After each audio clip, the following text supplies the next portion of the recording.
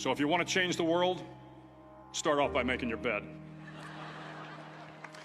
If you make your bed every morning, you will have accomplished the first task of the day. It will give you a small sense of pride, and it will encourage you to do another task, and another, and another. And by the end of the day, that one task completed will have turned into many tasks completed. Making your bed will also reinforce the fact that the little things in life matter.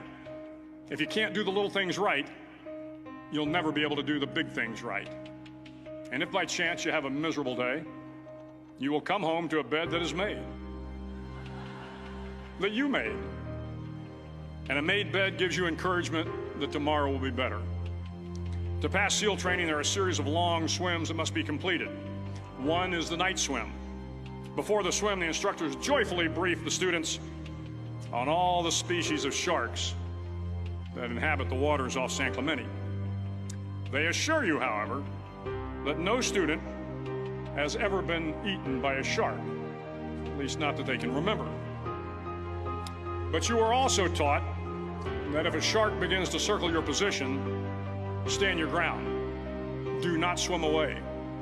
Do not act afraid. And if the shark, hungry for a midnight snack, darts towards you, then summons up all your strength and punch him in the snout, and he will turn and swim away. There are a lot of sharks in the world. If you hope to complete the swim, you will have to deal with them. So if you want to change the world, don't back down from the sharks. Over a few weeks of difficult training, my SEAL class, which started with 150 men, was down to just 42. There were now 6 boat crews of 7 men each.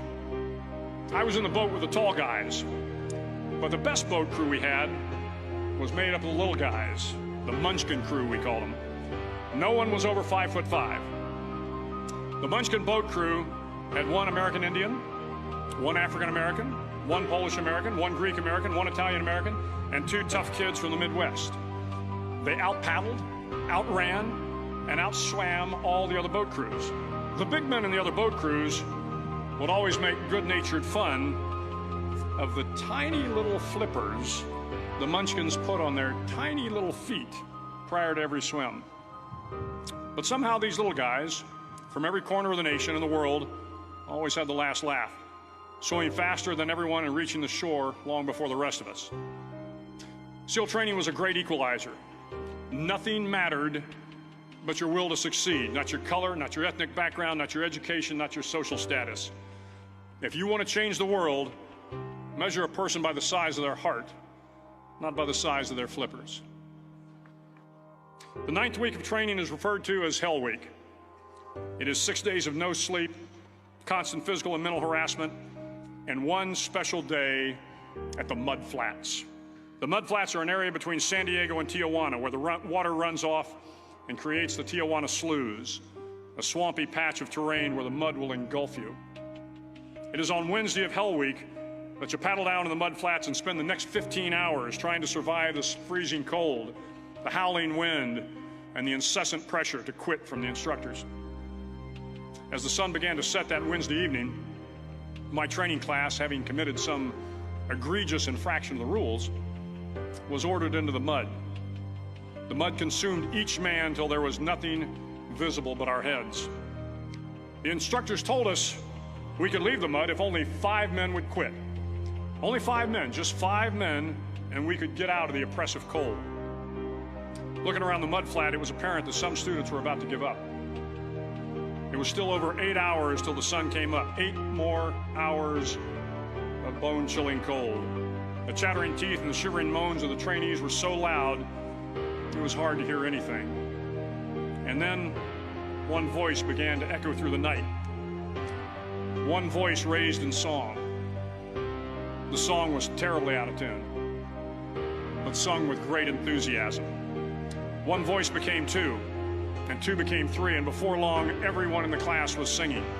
The instructors threatened us with more time in the mud if we kept up the singing, but the singing persisted, and somehow the mud seemed a little warmer, and the wind a little tamer, and the dawn not so far away. If I have learned anything in my time traveling the world, it is the power of hope. The power of one person, a Washington, a Lincoln, King, Mandela, and even a young girl from Pakistan, Malala.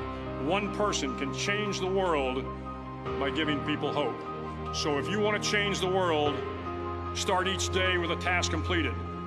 Find someone to help you through life. Respect everyone. Know that life is not fair and that you will fail often. But if you take some risks, step up when the times are the toughest, face down the bullies, lift up the downtrodden, and never, ever give up.